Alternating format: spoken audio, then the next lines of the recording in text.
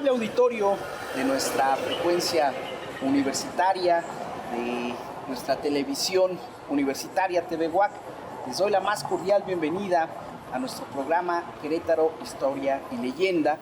Su servidor, el maestro Cristian Martín Padilla Vega, y hoy estamos en un programa realmente de lujo porque contamos con un invitado que es una institución en Querétaro, el maestro Eduardo Rabel Urbiola, quien ha sido cronista de la Delegación Centro Histórico, ha trabajado con los últimos 4 cronistas en Querétaro, y estamos hablando desde nuestro ex rector Guadalupe Ramírez Álvarez hasta el recientemente fallecido el querido doctor Andrés Garrido del Toral, además de tener descubrimientos muy importantes que han abonado a la historia queretana, como el de que el himno nacional mexicano fue estrenado aquí en nuestra ciudad antes de la Ciudad de México.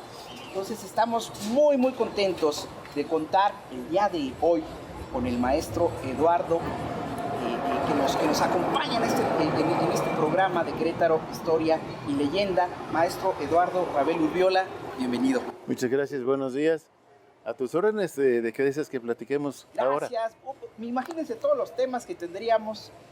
Seguramente vamos a estar molestando a nuestro querido cronista para que nos acompañen en más programas, pero el día de hoy, aprovechando, maestro, que estamos en este lugar antes emblemático, el tiempo ha ido quitando un poquito esta tradición de este árbol de la amistad y su significado, y además en tiempos navideños, yo recuerdo desde niño, pues era adornado conforme a la época. Entonces, en esta ocasión, maestro, me encantaría que platicáramos sobre algunas leyendas y tradiciones de la Navidad, de las Navidades queretanas. Bueno, espero no alargarme mucho, pero sí quiero conversar, platicarles, comentar el tema. Veamos, primeramente por partes. La Navidad llega a nuestro continente en las naves de Colón. Él fue el que trae la Navidad, desembarca justamente en diciembre, la primera ocasión, y de ahí en adelante ya vendría celebrándose esta festividad. Y digo celebrando porque cada quien lo hizo a su manera.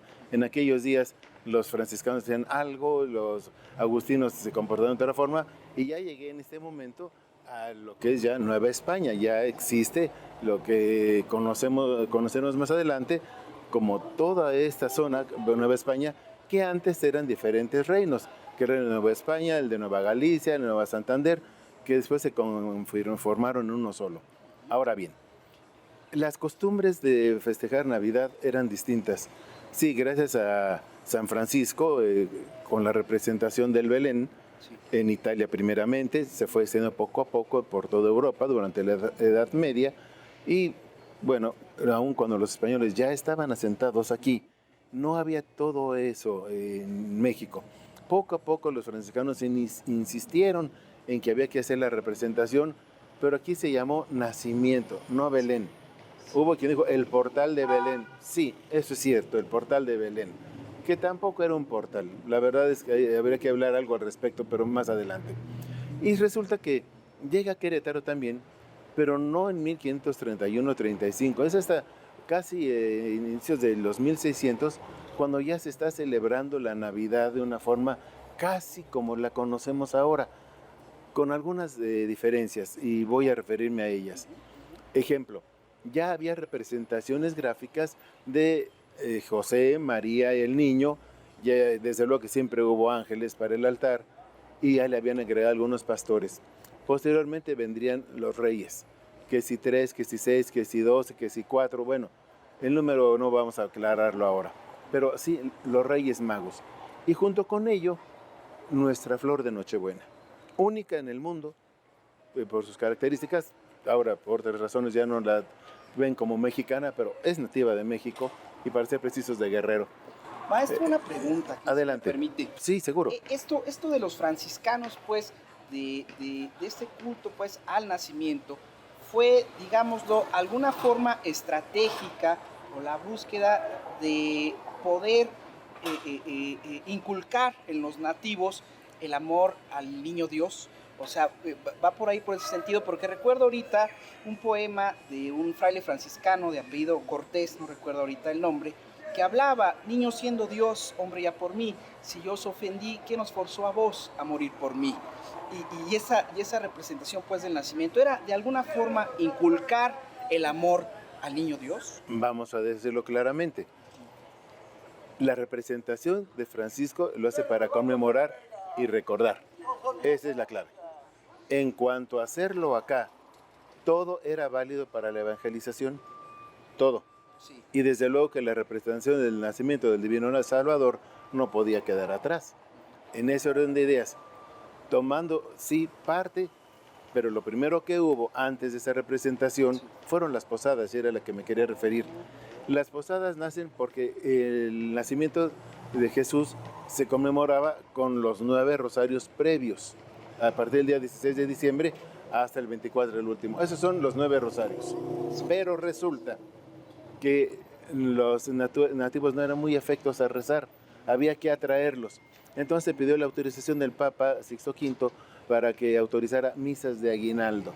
Es decir, misas más alegres, más festivas, con toda la solemnidad y seriedad del canto llano, pero que de repente hubiera alguna profusión, alguna alegría, y dijeron: haz tu misa normal, ahí no puedes cambiar nada, pero fuera, en el patio de tu convento, invítalos a conmemorar de alguna otra forma. Es donde nacen las posadas, tanto el cántico que conocemos como el romper la piñata. Eso es clásico. 16. Hablamos ya de 1525-37 en San Agustín a Colman. Ah, no, pero acá en Querétaro. En Querétaro llegan ya después, dicen: es que hay esto, es que hay otro, vamos a hacerlo, pero las costumbres obligaban, o ayudaban, mejor dicho, a olvidar esas cuestiones, y ¡ay! Se nos pasó el próximo año, y el próximo, hasta que por fin, ahora sí me preví todo esto, y aquí tengo ya el cántaro para hacer la piñata. Ya tengo aquí, conseguí el papel para adornarla. No necesariamente lo que conocemos con papel de China, que sí, probablemente ya existía, no lo he investigado esto, pero sí se podían pintar, se podían decorar. Y hay quien dice que no, que sí, con papel viejo hacían los cucuruchos, porque siempre la piñata representó una estrella de 7 puntas, ninguna otra figura. ¿Por qué? Porque son los 7 pecados capitales. Entonces, eso significaba la piñata. Son los 7 pecados capitales, y adentro están los dones, el premio a la virtud. Por eso es que la fe ciega, que es el que la va a paliar, va con una venda y va con un palo revestido de colores o pintado, porque esa es la fe, la perseverancia. Y por eso hay que atacar el pecado para destruirlo, que al llegar a ese culmen, pues se va a tener la dicha de la redención. Y por ello es la misa de aguinaldo, que eran, sí, las piñatas. Ahora la piñata ha variado y se hace de una forma muy distinta, no quiero entrar en esos detalles, pero sí quiero referirme poco a poco ya a nuestro tema. Se van desarrollando la representación gráfica o representación de bulto con esculturas muy famosas, las que se hicieron en Salamanca y en Puebla, de cera, pequeñitas, desde no más de 1,5 centímetros de altura hasta unas en tamaño natural, otras ya talladas en madera, y hay polícroma a veces, otras no polícroma, en fin, el gusto es distinto, pero si estuvieron haciendo ya estas imágenes propias de, sobre todo, Jesús, María y José, y la representación del papel pintado con roca, como si fueran rocas, que no se pueden meter propiamente dicho, pero sí las simulan muy bien, sí se hacen como debe ser. Y más adelante llega el momento en que ya llegan la iluminación. Antes eran velas no muy cerca porque podían provocar algún incendio, que sí llegó a darse. Pero más adelante, bueno, busca la forma de que llegue nada más la luz. No faltó quien consiguió algo claro, algo metálico, que reflejara y hacer lo que conocemos como un reflector. Y así llegar por fin a lo que tenemos hoy. Pero resulta que Querétaro había vivido, sí, ya estoy hablando más de 400 años de vida. Y decía, bueno, ¿y qué tenemos nosotros para el mundo? Independientemente de aspectos históricos, que es la fama queretana, la historia patria y de influencia inclusive hasta la índole universal, pero ¿qué había en estos aspectos? En alguna ocasión, y ahora sí debo referirme al primer cronista con el que trabajé, el licenciado José Guadalupe Ramírez Álvarez hizo un viaje al oriente. Recorrió Japón, China, Taiwán, Filipinas, pero en Japón me platicaba él: mire, Eduardo, encontré en aquellos días algo que me llamó profundamente la atención. No me acuerdo exactamente si en Nagasaki o en Hiroshima, pero creo que es en el primero. Hay una campana, pende, enorme la campana, dice, yo creo que debe de medir unos 2.20, 2.50 de altura, pero no tiene badajo. Para hacerla sonar la gente sube y está como péndulo una viga que la golpea. Y es una viga que al tañer la campana la hace sonar llamando a la paz. Esa campana que para muchos les ha llamado la atención, ese llamado a la paz que a veces se escucha y a veces no y demás, me quedó bulliendo la idea y dije, algo así convendría en Querétaro. Ocurrió que por aquellos días el gobernador era el arquitecto Antonio Calzada, Sí. Urquiza. Con quien se funda precisamente sí, eso hoy, permíteme, no te me adelantes. Sí, perdón, ellos llevan muy buena amistad. Sí, claro. Y le dice el arquitecto al licenciado, oye Lupe, necesitamos hacer algo que llame más a Querétaro. Debo decir que este árbol, esta araucaria, que llegó por un verdadero regalo a Querétaro, se iluminaba profusamente. Resulta que en una ocasión, como un gesto de buena voluntad, Australia le regaló a México varios árboles. Okay. Australia. Ajá. Entre ellos le regaló este árbol. Digo Australia porque la araucaria chilena es distinta. Hay dos variedades. Este tipo australiano. Y dijo, oye, te regalo estos árboles como gesto de buena voluntad. Mira, se llaman araucarias, sus hojas son muy singulares, crecen muy altos. Hay quien las confunde con pinos y no son pinos, pero su forma afecta. Pero siémbralas, te regalo estas. Hubo quien dijo, yo quiero para mi casa, y por eso en una casa particular ubicada en la Universidad Concorregidora hay 3 que son hermanitas casi, claro. Pero de años después. Esta es de las originales que llegaron junto con la que está en Plaza de Armas. Había otra por acá atrás que se secó y sucedió que llegada de las araucarias a una altura dijeron, vamos a adornarla como se acostumbra en México a hacer arbolitos.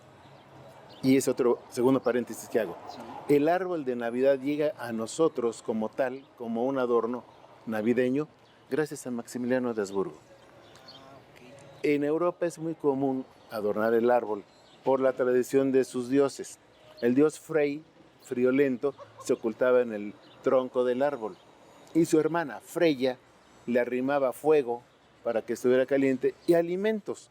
Los primeros adornos de los árboles eran frutos o trozos de carne o algún pescado, cosa parecida.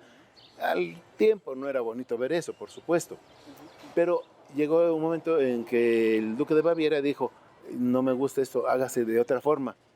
Y como había, pues sí, sabemos los artesanos muy ágiles con el vidrio, muy hábiles, pues le presentaron figuras de fruta y dijo, esto es lo que yo busco, que luzca siempre. Y ya le ponían pequeñas velitas en las ramas, pero muy distanciadas para evitar incendios, que también los hubo, porque siempre los ha habido por estos motivos. Hacen los adornos de vidrio y luego el príncipe y consorte de la reina Victoria, Alberto Saxe-Coburg-Gotha, le impone mucho el ver la Navidad tan fría en Londres. Dice, no, yo quiero como en mi tierra. Pues, ¿qué quieres? Vamos a buscar un árbol y lo ponemos y lo adornamos, tráiganme de allá de la familia esto, el otro. Y dije, oye, está muy bonito, lo dan a conocer. Se esparce por todo el Reino Unido. Se lo conocen los norteamericanos y dice, para pronto, vámonos a todo el resto del mundo.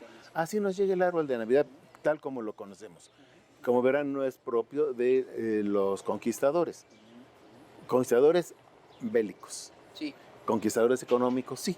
Veamos que hay diferentes conquistadores. Porque si viene de Europa a final de cuentas. Sí, pero aquí en Querétaro dijeron, es que para representar el árbol en la época de Maximiliano, con que matar un árbol no nos hace gracia. Entonces cortaban ramas de pino, y sobre todo el pino crucita porque es el más aromático. ¿Qué sucedía? Adornaban con eso, se embalsamaba la casa, pero el árbol permanecía casi incólume y seguía creciendo. Eso era lo que se buscaba. Bueno, cierro este paréntesis, voy al otro paréntesis. Esta araucaria empezó a adornarse con focos, sí. Yo recuerdo cuando estaba personal de la entonces Compañía de Luz y Fuerza Queretana, poniendo los foquitos. Y era un montón de foquitos de wattaje muy bajo, creo que eran 15 cada uno, subidos ahí de una forma como ellos lo acostumbraban para ver los cables y colocar las luces.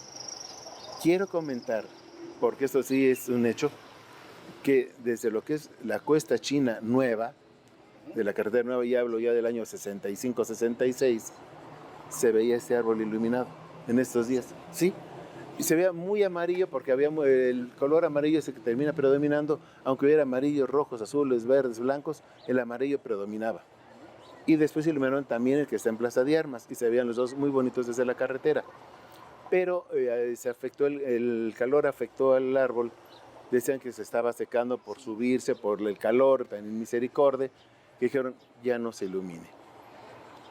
Vienen esos días, cierro este paréntesis, ya no tengo ninguno, en que hablan, Eliseo Ramírez Álvarez con el arquitecto Calzado Urquiza y le dice el maestro Ramírez, mira Toño, hace poco fui a Japón y me encontré con esto.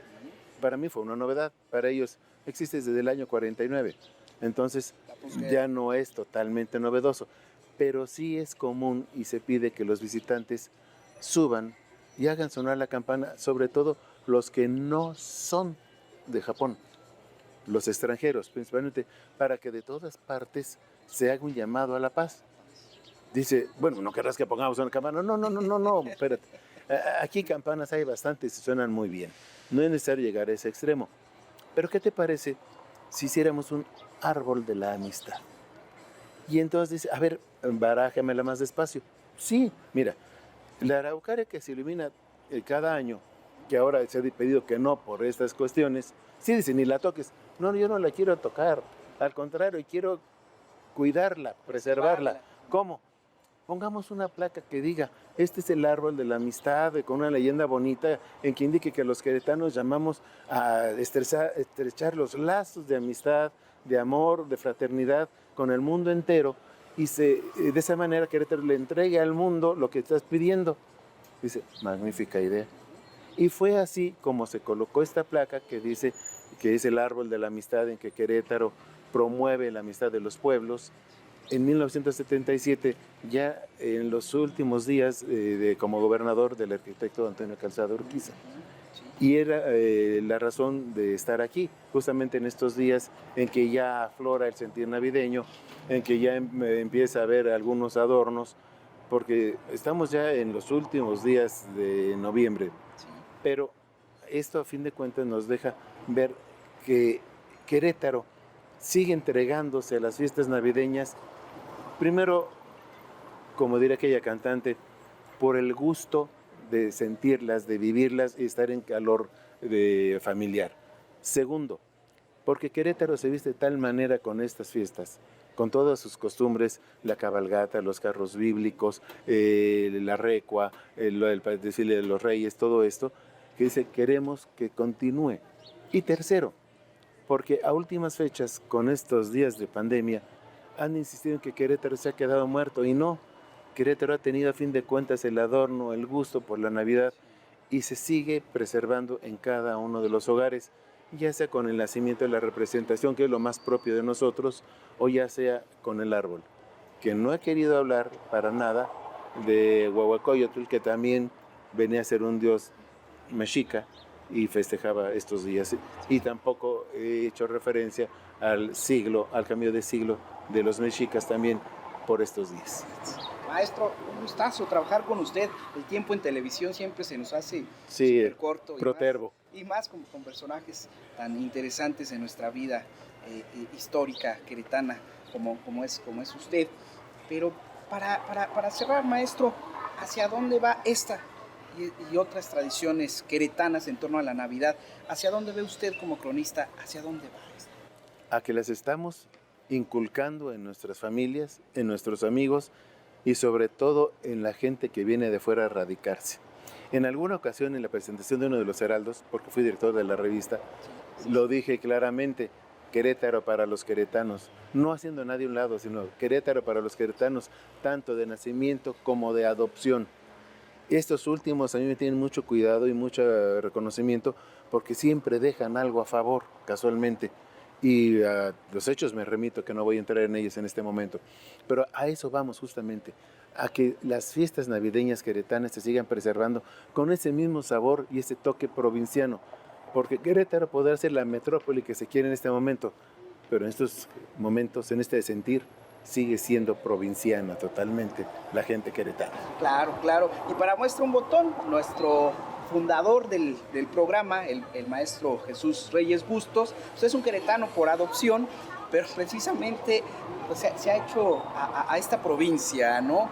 Él trabaja mucho el personaje histórico de Pigmenio González, por ejemplo, que es pues muy queretano, ¿no? Sí. El fundador de este programa, coanfitrión ahora con un servidor. Y bueno, pues yo sí soy queretano de nacimiento, mi padre, mi abuelo. Yo recuerdo este árbol siendo niño, todavía lo recuerdo iluminado y todo esto que nos está usted Sí, perdóname la interrupción, en alguna ocasión para protegerlo se le pusieron abajo unos reflectores, intentando que la luz llegara un poco más fría. No se logró mucho. Ahora con los LEDs ya no hay tanto problema.